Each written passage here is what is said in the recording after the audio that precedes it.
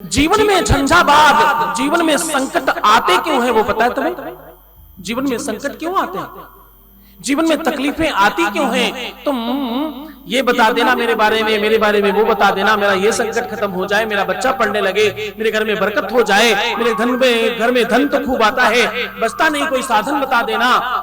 शिव महापुराण में ये सब तो तुम्हें मिलेगा ही मिलेगा। शिव महापुराण में और खास बात मिलने वाली है। तुम्हें संकट मिलते क्यों हैं उसका पूरा का पूरा समाधान होने वाला है। संकट जो जिस कारण से मिलते हैं वो कारण समाप्त होने वाला है। संकट क्यों मिलते हैं? संकट कहते हैं आपके कर्मों के फल का प्रतिरूप है। क्या है? तुम्हारे कर्मों का ही कोई फल है संकट। संस्कृत में श्लोक है, शिव महापुराण कहती है अवश्य में वो भोक्तव्यम कृत कर्म शुभम। तुम अवश्य अपने शुभ और अशुभ फल को भोगते हो। गौर से सुनना। बाबा तुलसीदास कहते हैं, बोले काया से जे पातक होए, काया से जे पातक होए, बिनु भोगे छूटे नहीं कोई,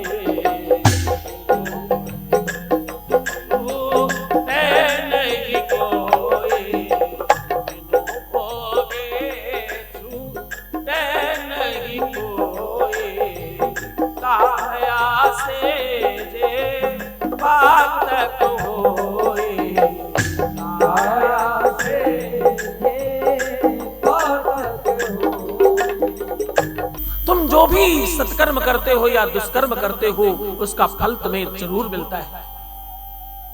तुम जो अन्य क्षेत्र में कार्य कर रहे हो या किसी भी पुण्य क्षेत्र में जाओ तो वहां जाने से नष्ट हो जाता है। लेकिन अगर किसी भी पुण्य क्षेत्र में जाकर तुमने किसी भी प्रकार का कोई पाप कर दिया तो वो कहीं भी जाने से नष्ट नहीं होता है। इसलिए तुम्हारे जीवन में संकट कुछ ऐसे आ जाते हैं कि वो कटते नहीं हैं। और ये जरूरी नहीं कि तुमने पुण्य क्षेत्र में जाके कोई पाप किया हो। तुम्हारे घर में, परिवार में, वंश में, कुटुंब में अगर किसी ने ऐसा किया है तो भी तुम उससे दुखी होगे, इसमें कोई संदेह नहीं।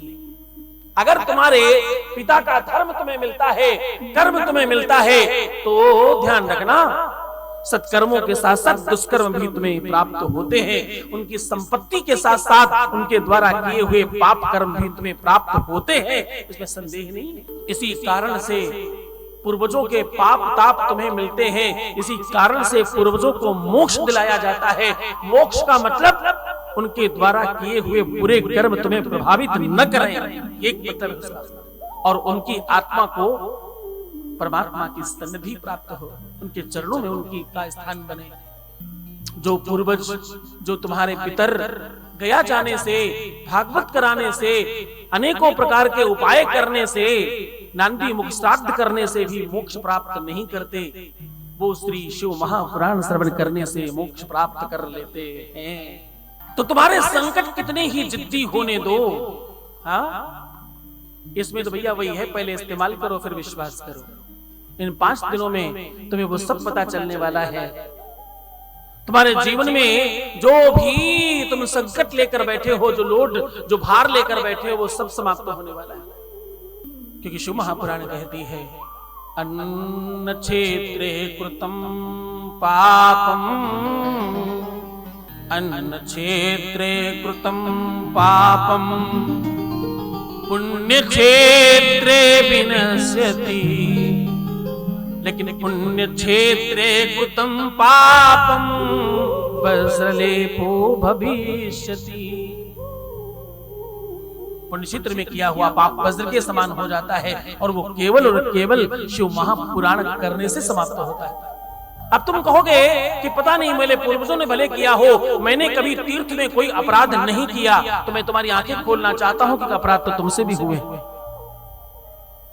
तीर्थ क्षेत्र में जाकर जब तुम प्रसाद वाले को ज्ञान समझा रहे थे कि इसमें चीनी ज्यादा है, ये महंगा ज्यादा है, तो तुम वाणी से अपराध कर रहे थे।